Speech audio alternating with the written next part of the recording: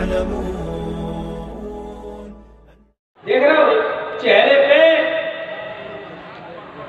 रौनक है आज कुर्सी पर बैठे हुए लोगों के लिए। क्यों?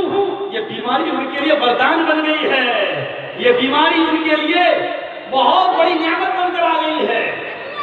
लेकिन बकरी की माँ कितने दिन खैर मनाती है, कब तक बना सकती है? ये एक चीज है सोचने की और समझने की। हजरत अबू अय्यूब अंसारी कहते हैं अल्लाह के नबी अगर दूध देने वाली बकरी का गोश्त आप नहीं खाएंगे, इसको ज़िबा नहीं करता हूँ। 1 साल का एक बच्चा और है जो मैंने पाल के रखा है, इसी बकरी का बच्चा है, 1 साल का हो गया है, उस बकरे को मैं ज़िबा कर देता हूँ, खस्सी है। फिर हजरत अबू अय्यूब अंसारी ने उस बकरे को ज़िबा कर दिया जो उस बकरी का बच्चा था 1 साल का। गोश्त कोरमा उस जमाने में गोश्त की जो कैटेगरी जो वैरायटी बनती थी वो बनाकर उन्होंने सामने रखा। नबी अकरम सल्लल्लाहु अलैहि वसल्लम के सामने रोटियां चपातियां रखी हुई हैं, इधर कबाब रखा हुआ है, इधर भुना हुआ गोश्त रखा हुआ है, इधर पाया रखा हुआ है, इधर मेरे भाइयों भुने हुए गोश्त का बाजू का हिस्सा रखा हुआ है जो अल्लाह के नबी को सबसे ज्यादा पसंद था। 10 बकरी का 10 ये पसंद था, 10 ये सारी नेमतें रखी हुई हैं। हम लोग इन नेमतों को देखकर ज़बान में पानी ला जाएगा, अल्हम्दुलिल्लाह पढ़ना शुरू हो जाएगा, बल्कि पकाने वाली के लिए जन्नत की दुआएं निकलने लगेंगी कि अल्लाह पकाने वाली को जन्नत दे। मेहमान नवाजी बड़ी अच्छी हो रही है। मोहम्मद रसूलुल्लाह के सामने जब ये नेमतें आई तो नबी अकरम के ज़बान से जो सबसे पहले जुमला निकला इन नेमतों को देखकर वो जुमला ये था, लतुसलुन्ना यौमइज़िन अनिन नईम। आए अबू अय्यूब इन नेमतों को जो तुमने बनाकर मेरे सामने पेश किया है, इन नेमतों के बारे में क़यामत के दिन अल्लाह हमसे सवाल करेगा। तुमने खाया था, अल्लाह का शुक्र अदा किया या नहीं किया? इन नेमतों को खाता, अल्लाह रब्बुल आलमीन का शुक्र अदा किया या नहीं किया? इन नेमतों पर भी अल्लाह ताला हमसे हिसाब किताब लेगा। गौर कीजिए। उसके बाद में आपने अभी लुक़मा खाया नहीं, आपने एक रोटी ओनली 1 ब्रेड, एक रोटी। अब रोटी का साइज हमें नहीं मालूम, उस जमाने में कैसी रोटी। हम लोगों की यूपी में आ जाइए, वेस्ट यूपी की तरफ तो बड़ी रोटी बनती है, ईस्ट यूपी में आ जाइए और आपके बिहार झारखंड में तो छोटी रोटी बनती है, पाकिस्तान साइड में चले जाइए तो एक रोटी इतनी बड़ी बनती है कि 4 आदमी खा लें, बड़ी बड़ी। हमने तो देखा है ना हर जगह का मंजर। तो मैं बता रहा हूं, हमें रोटी का साइज नहीं मालूम कितना। हदीस में आया है कि खूब एक रोटी उठाई जाता है, छोटी भी हो सकती है, बड़ी भी हो सकती है, लेकिन अरब में आजकल जो रोटियां बनती हैं मक्का मदीना वगैरह में उनका साइज हमारी रोटियों की तरह होता है, इस हिसाब से लगता नहीं कि वो इतनी बड़ी होगी। एक रोटी उठाई और उस एक रोटी के ऊपर गोश्त की सिर्फ 2 बोटियां रखी, 2 पीस, और एक रोटी पर गोश्त की 2 बोटियां रख के उसको ऐसे मोड़ दिया, रोटी को ऐसे मोड़ दिया और अबू अय्यूब को दिया। आए अबू अय्यूब, ये रोटी और इस पर गोश्त की 2 बोटियां हैं, मैंने रखी हैं, ये ले जाओ, मेरे घर चले जाओ, दरवाजे को दस्तक देना, मेरी बेटी फातिमा उठेगी। ये एक रोटी है, 2 बोटियां हैं, इसको मेरी बेटी फातिमा को दे देना। 15 दिन से मेरी बेटी ने खाना नहीं खाया। अबू अय्यूब अंसारी घर के अंदर गए, बीवी से बोले देखो अल्लाह के रसूल सल्लल्लाहु अलैहि वसल्लम शर्म की वजह से शायद नहीं कह रहे, 1 रोटी दे दी, 2 रोटी, 15 दिन से फातिमा ने खाना नहीं खाया, चलो तुम 2-4 रोटियां रख दो। उन्होंने कहा हाँ ठीक है, सही बात है, और भी उनके बच्चे वो खा लेंगे। उन्होंने 4-5 रोटियां रख दी, पूरा एक टिफिन भर दिया गोश्त से। और अबू अय्यूब अंसारी लेके जब जाने लगे तो नबी अकरम ने दरवाजे पर रोककर टिफिन बर्तन छीन लिया, क्या है इसमें? खोल के देखा तो गोश्त भरा है, रोटियां कई हैं। कहा ये किसके लिए? कहा आपकी बेटी फातिमा को दूंगा। 1 रोटी में क्या होगा? जानते हो उस वक्त अल्लाह के रसूल ने क्या कहा था? आए अबू अय्यूब, मेरी तरह, अबू बकर उमर की तरह, मेरी बेटी की तरह इस मदीने में न जाने कितने लोग भूखे सो होंगे। मैं अपनी बेटी बेटी को इतना नहीं खिलाना चाहता, उसका पूरा पेट भर कर मैं खाना उसको नहीं देना चाहता। कहीं ऐसा न हो कि वो पेट भर कर खाना खा ले, फिर आराम की नींद सो जाए और फिर आज की रात को उठकर अल्लाह ताला को याद न कर सके, तहज्जुद न पढ़ सके, जिक्र न कर सके, अल्लाह रब्बुल आलमीन को याद न कर सके। हम इस आईने में अपने आप को देखें। अभी हमारे ऊपर आजमाइशें हैं, लेकिन इतनी बड़ी आजमाइश नहीं कि हम इतने भूखे मर रहे हैं। ठीक है, भूख है, लेकिन कितने? वलनबलुवन्नकुम बिशैइन मिनल खौफि वल-जू', भूखा रखकर भी हम तुम्हें आजमाएंगे। वनक्सिम मिनल अमवाल, तुम्हारे मालों में नुकसान करके, तुम्हारे कारोबार में नुकसान करके भी हम तुम्हें आजमाएंगे। पूरे भारत के कारोबार की क्या स्थिति है? चर्जी साहब मत बोलिए। क्यों? इंडिया टीवी वाला हाथ धोकर नहीं, नहा धोकर मेरे पीछे पड़ा हुआ, देख रहे हैं ना? इंडिया टीवी वाले ने इतना चलाया, इतना मेरा वीडियो वायरल किया, इतना किया कि मुझे जो लोग नहीं जानते थे वो भी जान गए। और ताज्जुब तो ये है कि फिर उसने लोकसभा में भी चला दिया मेरा इंटरव्यू। कानून मंत्री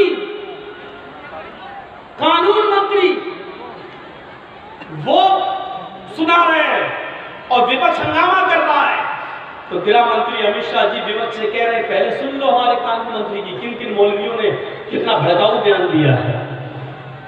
सुनाया जा रहा है 30 मौलवियों के बारे में बताया गया, 30। दूसरे नंबर पे मेरा नाम है। पहले मौलाना की तकरीर सुनाई शहरियार खान की, उसके बाद दूसरे नंबर पे मेरी तकरीर सुनाई।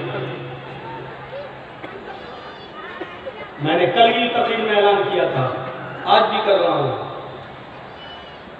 इंडिया टीवी वालों,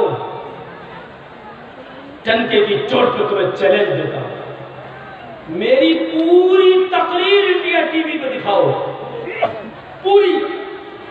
और दिल्ली में कपिल मिश्रा की पूरी तकरीर, पूरा भाषण दिखलाओ, और दोनों की पूरी स्पीच देके भारत के 125 करोड़ देशवासियों को सुनने दो और कमेंट ले लो, फैसला उनको करने दो कि भड़काऊ बयान किसका है, मौलवी जर्जीस का या कपिल मिश्रा का, मौलवी जर्जीस का या अनुराग ठाकुर का, मौलवी जर्जीस का या तुम्हारे आरएसएस के गुंडों। पूरी तकरीर सुनाओ ना। पूरी तकरीर नहीं सुनाएंगे, क्यों? देशभक्ति की बात है, हमने सबसे ज्यादा देश में कुर्बानी दी, खून बहाया, ये सब कुछ है उसमें। ये सब नहीं सुनाएंगे, क्यों? ये सब सुनाएंगे तो बॉस की हड्डी कैसे मिलेगी? बॉस की हड्डी समझ रहे हैं ना? पता नहीं वो हड्डी कितनी खुशबूदार है। बॉस का लफ्ज भी आप समझ जाइएगा, बॉस में हड्डी नहीं डालेगा। भाई थोड़ा सा और प्लीज रिक्वेस्ट है आपसे, इस मर्तबा मत देखो मुझे, कोई फर्क नहीं पड़ता। आप लोगों ने इतना देखा कि मुझको इतनी नजर लगी कि मैं मोटा ही नहीं होता हूँ। 10 साल पहले भी मैं 48 किलो का था, आज भी 48 किलो का हूँ। मत इतना मत देखो कि नजर इतनी लग जाए, थोड़ा सा सब्र करो। वनक्सिम मिनल अमवाल, तुम्हारे मालों में नुकसान करके भी आजमाएंगे। आज देख रहे स्थिति, बांग्लादेश की करेंसी भारत की करेंसी से ऊपर हो गई है। हम देश को झुकने नहीं देंगे, हम देश को गिरने नहीं देंगे, हम देश के साथ कोई समझौता नहीं करेंगे। 56 नहीं बोलेंगे। मैं दुआ करता हूं अल्लाह से, अल्लाह ताला तुम्हारा 56 नहीं 60 इंच का सीना कर दे। हमारी दुआ है तुम्हारे लिए। हम प्रभु से, ईश्वर से प्रार्थना करते हैं, हमारी अर्थव्यवस्था वही ले आ दो जहां थी। तुमने इस देश को अपना कहा है। आज जानते हो सूरत हाल क्या हो गई है? एक मिसाल दे रहा हूं, आप समझ जाएंगे उस मिसाल से। एक आदमी ने 10 साल पहले एक शादी की थी, अपनी बीवी को चिढ़ाता रहता था, मैं तुझसे खुश नहीं हूं, मैं दूसरी कर लूंगा, दूसरी कर लूंगा, दूसरी कर लूंगा। 15 साल के बाद उसने दूसरी कर ली। पहली बीवी को जब पता चला कि इसने दूसरी बीवी, इसने शादी कर ली, तो अब पहली बीवी अपने शौहर की उतनी बड़ी दुश्मन नहीं होगी जितनी दूसरी जो बीवी आई है उसकी होगी। अब अगर उसके साथ तो हंस रही है, दूसरी वाली जो आई है, नई वाली हंसते हुए, पहली बीवी नहीं देख सकती कि हंस क्यों रही है, खुश क्यों है। एक दिन उसको पता चला कि मेरे शौहर का एक्सीडेंट हो गया, पहली बीवी को मर गया, दूसरी बीवी खूब रो रही है क्योंकि उसके साथ 5-6 महीने रह पाया, तो दूसरी बीवी रो रही है, पहली बीवी खुश है। पहली बीवी इसलिए खुश नहीं है कि उसका शौहर मर गया, पहली बीवी इसलिए खुश है कि ये रो रही है, ये परेशान है। मैं खुश नहीं हूं, मेरा आदमी मर गया, लेकिन खुश तू भी नहीं है, चल मरी, तेरा आदमी मर गया। ये सूरत हाल है हमारे मुल्क की। व्यापार चौपट, किसान आत्महत्या कर रहा है, कारोबार बिल्कुल फेल, हर साल 2 करोड़ नौकरियां भी नहीं, पकौड़े तलो, सब परेशान। लेकिन फिर भी हमारे भारत के हिंदू भाई खुश हैं, वोट इन्हीं को देंगे, क्यों? मुसलमान परेशान है। ये तो खुश नहीं है, ये सूरत हाल है आज हमारी। ये हम परेशान हैं, ये खुश नहीं है, और हम यही चाहते कि ये लोग खुश नहीं हो। और सुनो मीडिया वालों, हमें कौन सा भारत चाहिए? इस भारत की हमने हमेशा कहा है 2 आंखें हैं, एक हिंदू एक मुसलमान। इस भारत के 2 हाथ हैं, एक हिंदू और एक मुसलमान।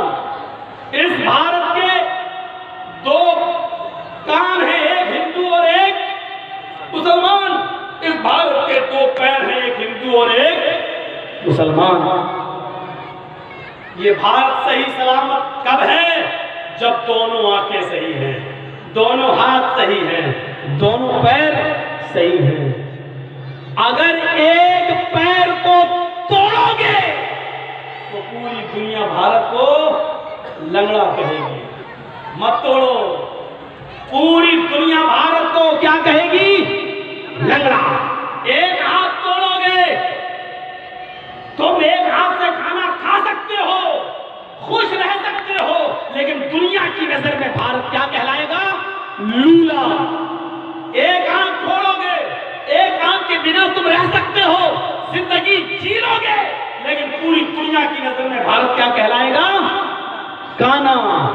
हम आपको अपील करते हैं, इस भारत को पूरी दुनिया की नजर में काना बनने से रोक दो, लंगड़ा और लूला बनाने से रोक दो, और ये तभी रुकेगा जब भारत का हिंदू और मुसलमान दोनों खुश रहेगा।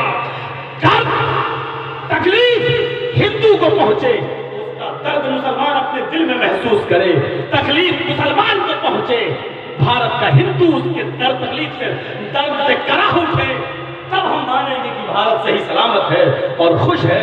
उसकी आंखें, कान, नाक, पैर सब सही सलामत है। जब तक ये हमदर्दी हमारे दिल में पैदा नहीं होगी, मुसलमानों के दिलों में हिंदू की और हिंदू के दिलों में मुसलमानों की, तब तक मेरे भाइयों हमारा भारत महान नहीं कहलाएगा।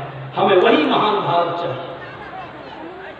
इंडिया टीवी वाला ये नहीं दिखाएगा, कसम खुदा की नहीं दिखाएगा, मैं कसम खाकर कहता हूं नहीं दिखाएगा। क्यों? ये तो बड़ी अच्छी बात कह दी मौलाना साहब ने, इस पर तो भड़क जाएंगे बॉस, ये क्यों दिखा दिया? वही दिखाओ, जीते तो वतन मुबारक, हारे तो कफन, वही दिखाओ। देखो मौलवी जो चीज भड़का, तसव्वुर करो कैसे काटा, कटिंग देखो, माहिर है ये लोग, माहिर। मीडिया का हाल कई जलसों में मैंने कहा, इतना बुरा हो चुका है। एक आदमी अगर आज पानी में, समंदर में या नदी में डूब रहा है ना, और मीडिया वाले बात पहुंच जाएं तो वो कह रहा है बचाओ बचाओ, तो ये कमीने बचाएंगे नहीं उसके मुंह में कैमरा घुसड़ के पूछेंगे डूबते हुए कैसा लग रहा है, कैसा महसूस हो रहा है, पानी ठंडा है कि गर्म है, बोलिए। ये उसके मुंह में कैमरा घुसड़ के वो कह रहा बचाओ, कैसा लग रहा है, अरे मैं डूब जा रहा हूं, हाथ पर, अच्छा पानी ठंडा है कि गर्म, वो पहले बाहर निकाल कर तुझे बताता हूँ कैसा।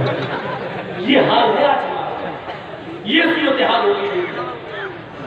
डिबेट हो रही है इस पे उस पे, शायद अरे आज अर्थव्यवस्था में डिबेट क्यों नहीं करते हो, नौकरियों में डिबेट क्यों नहीं करते हो। 4 बार मेरा इंटरव्यू लेके गया इंडिया टीवी पर, 4 बार मेरे घर तक पहुंच गया, इंटरव्यू दिया मैंने, लेकिन आया था पकड़ने की कुछ बात मिल जाए उसको दिखाएंगे, लेकिन इंटरव्यू हमने ऐसा दिया एक भी इंटरव्यू नहीं दिखाया। और 40 मिनट के इंटरव्यू में उसने 2.5 मिनट की एक कटिंग निकाल दी, कटिंग। उसमें उसने पूछा था मुझसे कि आपने जो गृह मंत्री के लिए टकला का जुमला बोला है आपको बोलना चाहिए। तो उस वक्त मैंने ये जुमला कहा था कि नहीं, मुझे नहीं बोलना चाहिए। इस्लाम भी इस तालीम के खिलाफ है, किसी का नाम नहीं बिगाड़ना चाहिए। भीड़ ज्यादा थी, जोश आ गया, बोल गया। मुझे गृह मंत्री जी से क्षमा मांगनी चाहिए थी। अब देखिए मेरा इंटरव्यू क्या था, मांगना चाहिए थी, और मैं देश के गृह मंत्री जी से इस बात की क्षमा चाहता हूँ। मुझे उम्मीद है बड़े आदमी मुझे माफ करेंगे। क्या मैंने अपना दिल बड़ा दिखलाया? अब देखिए मेरा इंटरव्यू, क्या मैंने अपना बड़ा दिल दिखाया और गृह मंत्री जी से देश की मैंने टकला कहा, उसकी माफी मैंने मांग ली? क्या देश के गृह मंत्री जी भी अपना बड़ा दिल दिखाएंगे और उन्होंने जो जुमला दिल्ली में बोला था इतनी जोर से बटन दबाओ कि उसका करंट शाहीन बाग में लगे, क्या गृह मंत्री जी भी ये बड़ा दिल दिखाकर माफी मांगेंगे? जानते हो ये दिखाया ही नहीं, शाहीन बाग वाला ये दिखाया ही नहीं। इतना दिखाया, मौलवी जर्जीस ने मांगी माफी, मौलवी जर्जीस का टूटा घमंड, मौलवी जर्जीस निकला बुज़दिल, मौलवी जर्जीस आया आसमान से जमीन पर, मांगी देश के गृह मंत्री से माफी, टूटा घमंड। यानी इसमें भी देखिए कैसे कैसे प्रेशर बनाया, कैसी हेडिंग है। इसीलिए मैं कहता हूं कसम खुदा की, अगर इनका डीएनए टेस्ट कराया जाए तो ये एक बाप की औलाद निकलेंगे ही। अगर इनका डीएनए टेस्ट कराया जाए तो ये कई बाप की औलाद निकलेंगे। मैं किसी को बोल नहीं रहा हूँ, बस मैं एक आम बात कह रहा हूँ। जो इस तरीके की झूठी खबरें देते हैं उनको कह रहा हूं मैं, कोई आदमी अपने ऊपर न ले। वो जो काट काट के दिखाते हैं और सच्चाई नहीं दिखाते, उनके बारे में कह रहा हूं। अगर उनकी माँ जिंदा पूछा जाए तो उनकी माँ भी कहेगी कि ये पैदा होने में भी कई बार इसने झूठ बोला था, कल पैदा होंगे, परसों पैदा होंगे, तरसों पैदा होंगे, उसमें भी 15 दिन लगा दिया था, उसकी माँ भी जवाब दी। हमारे बारे में बोलोगे, उल्टा सीधा दिखाओगे, लोग सब है?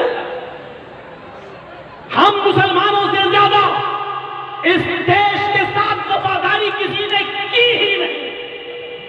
और मीडिया वालों लिखो मेरी बात, आज भी भारत की जमीन को निचोड़ो, आज भी इस देश की जमीन को निचोड़ो, तो अल्लाह की कसम इस देश की जमीन से भारत के उन मुसलमान शहीदों का जिनको बंगाल के दरख्तों पर तख्ते तार पे लटका दिया और फांसी के फन गए, जिन्होंने मौलवी उलमा ने चूमे, आज भी सबसे ज्यादा उनका खून आज इस जमीन के सीने से टपकेगा। और मुसलमान उलमा के खून का एक एक कतरा आज भी हिंदुस्तान जिंदाबाद, भारत जिंदाबाद के नारे लगाता हुआ आपको मिलेगा। अगर भारत की जमीन निचोड़ोगे तो आज भी मुसलमान उलमा के खून का एक एक कतरा भारत जिंदाबाद की सदा लगाएगा। ये आरएसएस के गुंडों को नहीं मालूम।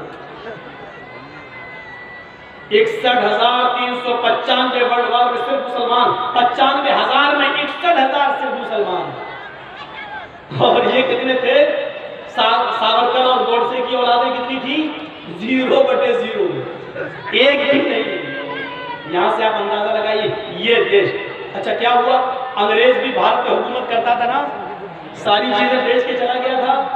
एक दिन आया कि उसने भी भारत छोड़ा और इंशाअल्लाह जो हमारे देश की संपत्ति को बेच रहे हैं, जो हमारे घर के सामान को बेच रहे हैं, जो हमारे देश की संपत्ति को उद्योगपतियों के हवाले कर रहे हैं।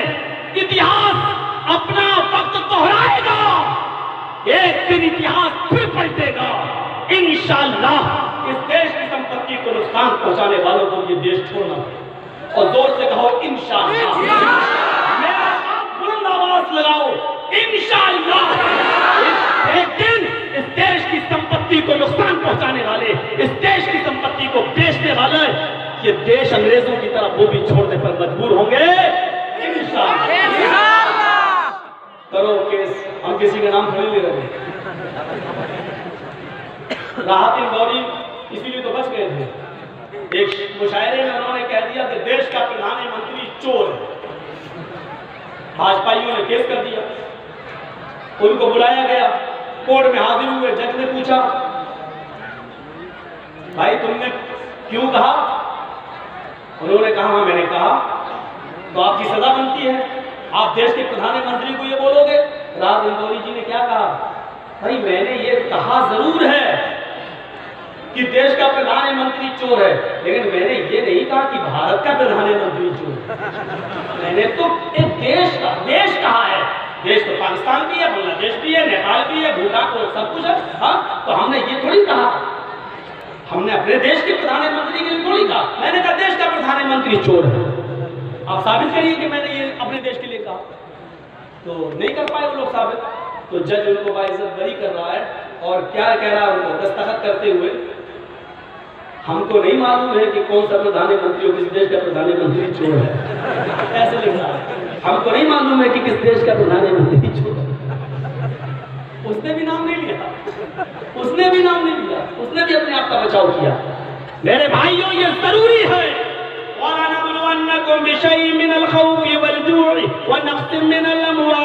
हम तुम्हारे मालों में नुकसान करके भी हम तुम्हें आजमाएंगे।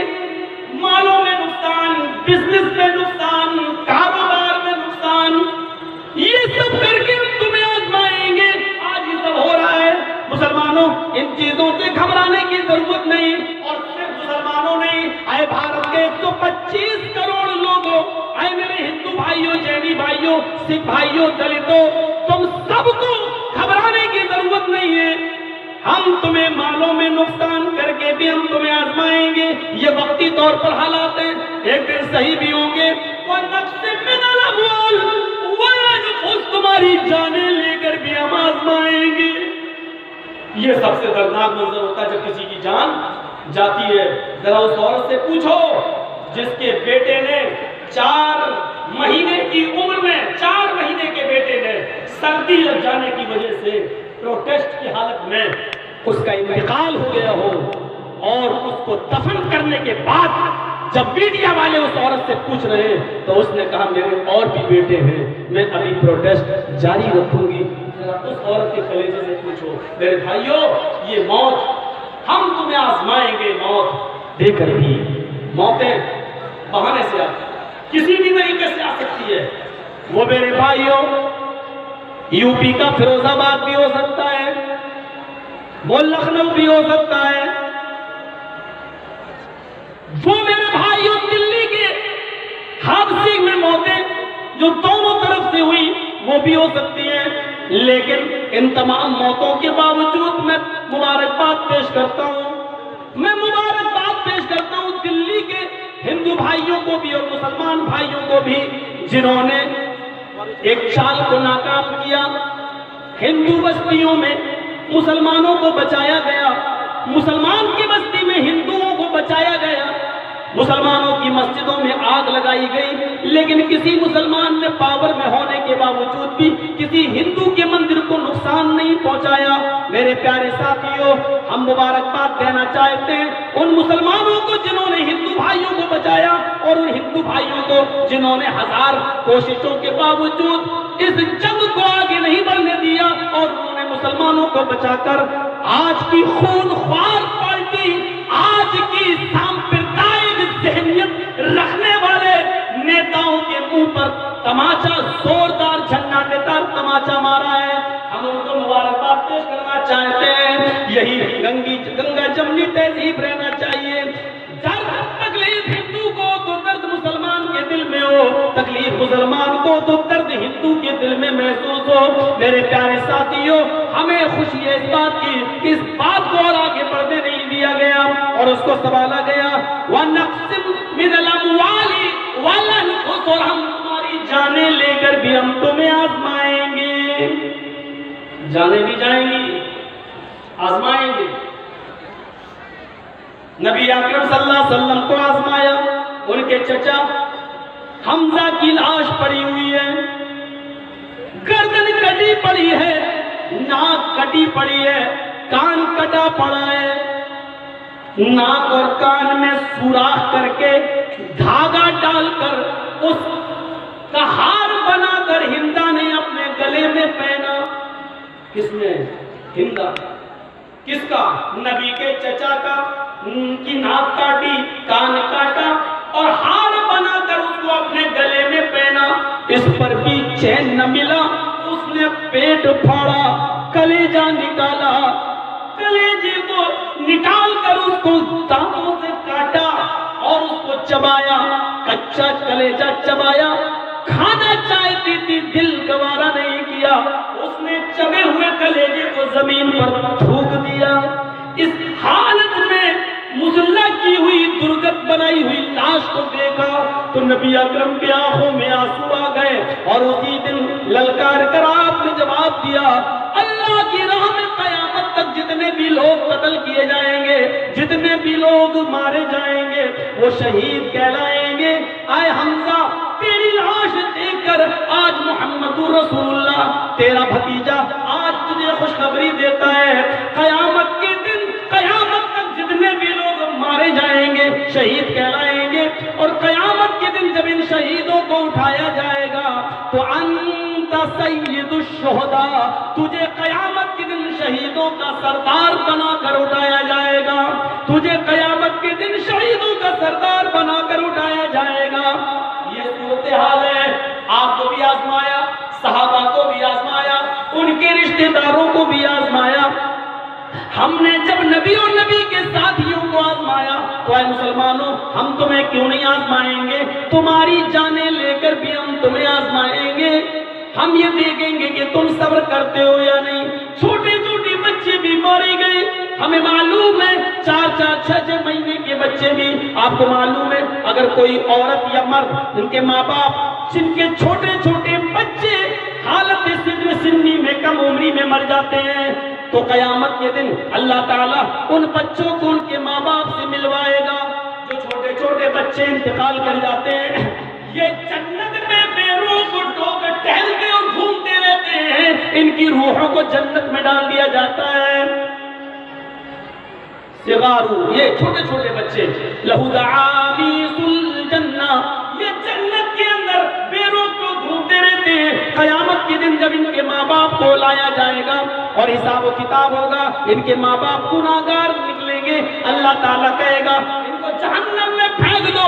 जब फरिश्ते उनको जहन्नम में ले जा रहे होंगे इनके माँ बाप को, तो अल्लाह ताला कहेगा रुक जाओ, इनके छोटे छोटे बच्चे हमने दुनिया में इनसे छीने थे, इन बच्चों को हमने जन्नत में डाला है, इनको जहन्नम में फेंकने से पहले इन छोटे छोटे बच्चों से इनको मिलवा दो। अरे फरिश्तों, ये जुल्म होगा, इनको इनके बच्चों से न मिलवाओ। दुनिया में हमने छीना, यहाँ तो मिलवा दूं, उसके बाद इनको जहन्नम में फेंक दो। फरिश्तों को हुक्म होगा इन बच्चों को लेकर जन्नत से आओ। फरिश्ते जन्नत से उन छोटे छोटे 4 महीने 5 महीने 1 साल 2 साल 5 साल के बच्चों को लेकर आएंगे, उनके माँ बाप से मिलवाएंगे। मिलते मिलते ये बच्चे अपने माँ बाप से चिपक जाएंगे, चिमट जाएंगे और खुशी खुशी अभी बातें कर रहे होंगे। इतने में हुक्म होगा इन बच्चों को माँ बाप से अलग कर दो और माँ बाप को जहन्नम में डाल दो और इन बच्चों को जन्नत में ले जाओ। बच्चे अचानक, मेरे माँ बाप को जहन्नम में और हमें जन्नत में, हमको आज हमारे माँ बाप से अलग किया जा रहा है।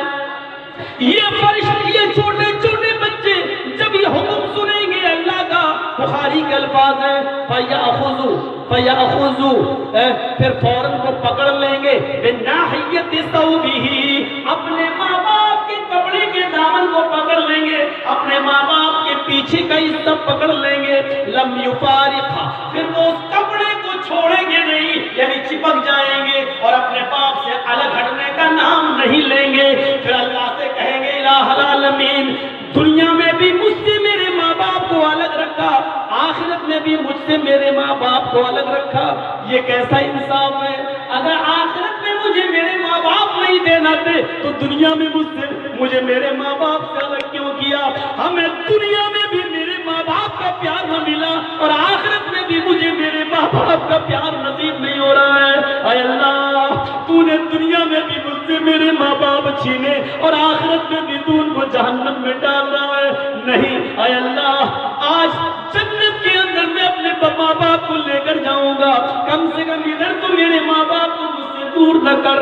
बुखारी के अल्फाज है, अल्लाह इन छोटे छोटे मासूम बच्चों के इल्तिजा को कबूल फरमाएगा, कहेगा आए फरिश्तों, मैंने इन छोटे छोटे बच्चों की सिफारिश और शिफाअत को कबूल कर लिया, जाओ इनके माँ बाप को जन्नत के अंदर दाखिल कर दो। इन छोटे छोटे बच्चों के इंतकाल पर इनके माँ बाप ने सब्र किया था, दुनिया में इन्ना लिल्लाह पढ़ा था, इसलिए जाओ मैंने इनके माँ बाप को बख्श दिया, इनके गुनाहों को माफ कर दिया। दुनिया में रखा जाए या न रखा जाए, लेकिन सब्र करोगे तो आखिर में जन्नत जरूर मिलेगी।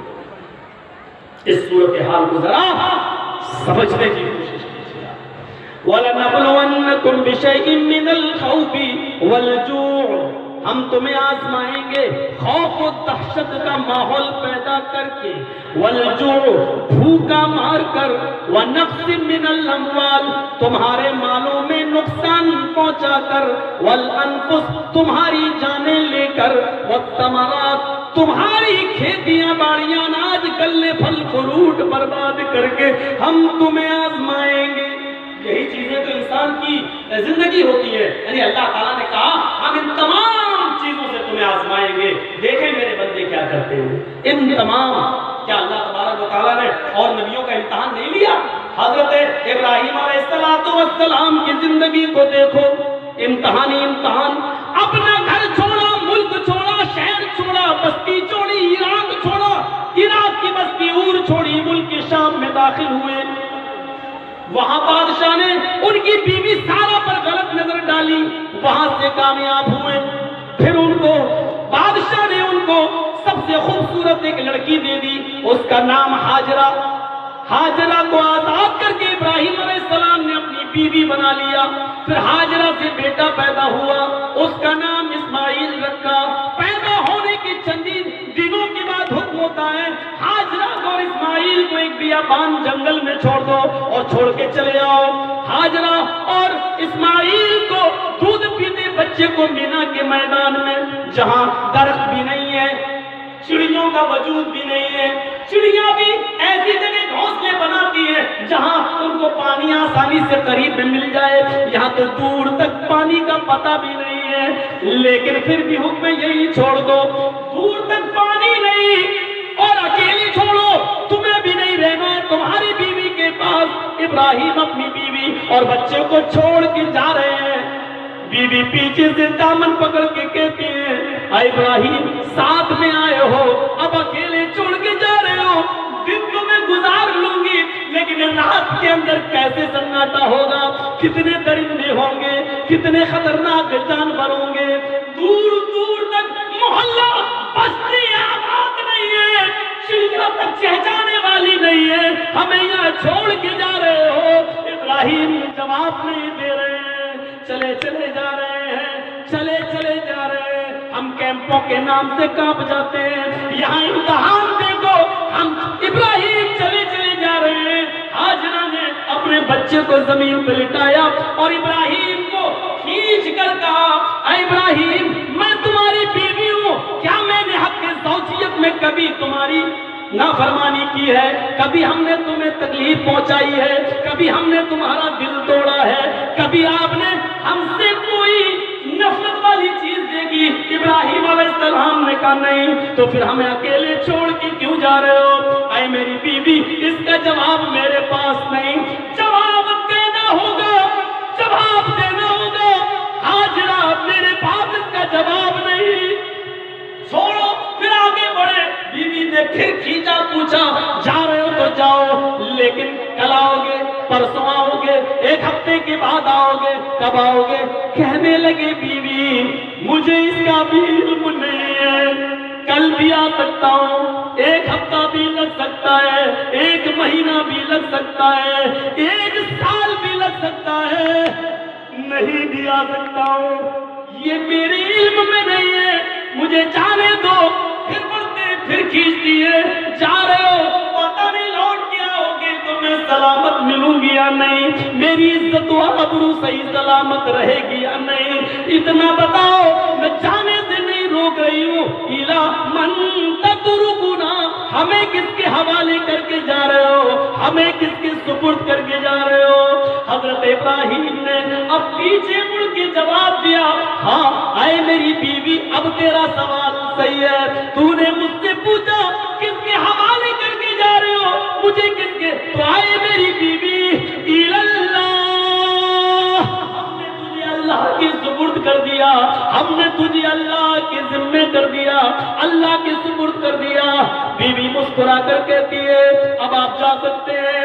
आए इब्राहिम, आपने मुझे उस जात के हवाले कर दिया है जिस जात पर हमने जब भी भरोसा किया उसने हमारे भरोसे में हमें पूरा उतारा और हमारी मदद की। इज़न ला युज़ीउन अल्लाहु अबदा, अब हमारा रब हमें ज़ाय नहीं करेगा, हमारा रब हमें बर्बाद नहीं करेगा। इन हालात से हम कहां गुजरे? अभी हमें कहां कुछ छोड़ना पड़ा है? साजिशें हो रही है, एक अलग बात है, लेकिन अभी तो ये दौर आया ही नहीं हमारे ऊपर। मेरे भाइयों, हम ये नहीं कहते कि आने तक इंतजार करो, हम ये कह रहे हैं अगर आ भी जाए तब भी हमें घबराना नहीं है, हमें चैलेंज का मुकाबला करना है, हमें इस देश के लिए लड़ना है, हमें इस देश में अब देश के संविधान को बचाना है। हम तो आपको ये बताना चाह रहे हैं इम्तिहान किससे नहीं आए, किस पे नहीं हुए, किस पे नहीं आए?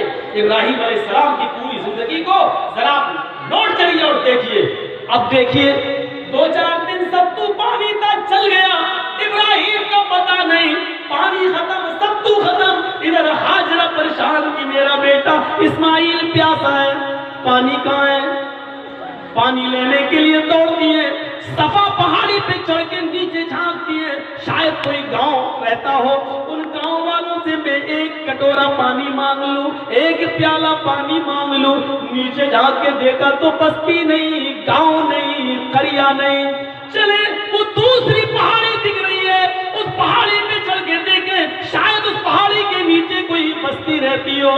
वहां से दौड़ी, भागी, मरवा पे चली, चढ़ के देखती है उधर भी कोई बस्ती आबाद नहीं है। कुरान कहता है हाजरा भागती गई, कभी तेज भागती, कभी स्लो भागती, कभी तेज स्पीड में जाती, कभी हल्की जाती। अल्लाह को हाजरा की याद भी इतनी पसंद आई, इतनी पसंद आई कि कयामत की सुबह तक मोहम्मद रसूलुल्लाह ने हाजरा की सुन्नत को हर हाजी के ऊपर लागू कर दिया, हर उम्रा करने वाले पर लागू कर दिया। ओ अल्लाह के बंदो, जब भी तुम उम्रा करो, सफा मरवा की सही करो, जब भी तुम दौड़ो तो यहाँ अल्लाह की बंदी हाजरा की सुन्नत को जिंदा करना। यहाँ तेज दौड़ी थी, तुम्हें भी तेज दौड़ना है। यहाँ उसने सीना निकाल के दौड़ी थी, तुम्हें भी दौड़ना है, लेकिन औरतों को नहीं। वो औरत अकेली थी, उस वक्त वो दौड़ी थी। आज बहुत सी औरतें और मर्द एक साथ सफा मरवा की सही करते, इसलिए औरतों के ऊपर ही हुक्म नहीं है। तुम्हें मर्दों को दौड़ना और हाजरा की सुन्नत को जिंदा करना है। हमसे कहते हैं इस्लाम ने औरत को क्या दिया? चार दीवारी में कैद करके रख दिया। और सुनो मीडिया वालों, लिखो, इंडिया टीवी वालों, औरतों का इस्लाम में जुल्म सितम को बहुत दिखाते हो, कम से कम ये भी दिखा दो जहां जहां हाजरा दौड़ी, जितने चक्कर लगाए, क्या इसको भी अल्लाह ताला ने अपनी इबादत का एक हिस्सा बना दिया हो? हाजरा के नक्शे कदम को अपनी इबादत का हिस्सा बना दिया हो? इससे भी बड़ी औरत की कोई हैसियत हो सकती है, इससे बड़ा भी औरत की कोई इज्जत का मकाम हो सकता है कि जहां जहां हाजरा दौड़ी, जैसे दौड़ी, जितनी मर्तबा दौड़ी, अल्लाह ने इसको हज और उम्रे का रुकन बना दिया, अपनी इबादत का हिस्सा बना दिया। जब तक तुम ये नहीं करोगे, हम तुम्हारी इबादत, तुम्हारा हज और तुम्हारे उम्रे को कबूल नहीं करेंगे। अपनी इबादत का हिस्सा बना दिया हो, एक औरत के नक्शे कदम को, एक औरत के नक्शे पा को अपनी इबादत से जोड़ दिया हो, इससे बड़ी एक औरत की इज्जत क्या हो सकती है, इससे बड़ा एक औरत का मकाम क्या हो सकता है। और तो पाप की देवी कहलाने वाले आज कहां छिपे हुए, जो ये कहते आशू और हिवती शत्रुपा तो जन्नत से निकाले गए। सबसे पहले आशू हिवती ने पाप किया, यानी हव्वा ने जुर्म किया। दुनिया में जब भी कोई मर्द जुर्म करेगा, कोई गुनाह करेगा, उसका पहला गुनाह औरत के ऊपर लादा जाएगा, इसलिए कि औरत की पाप की देवी है। हव्वा न होती तो पाप न होता, जन्नत में हव्वा को पैदा न किया जाता। तो ये शजर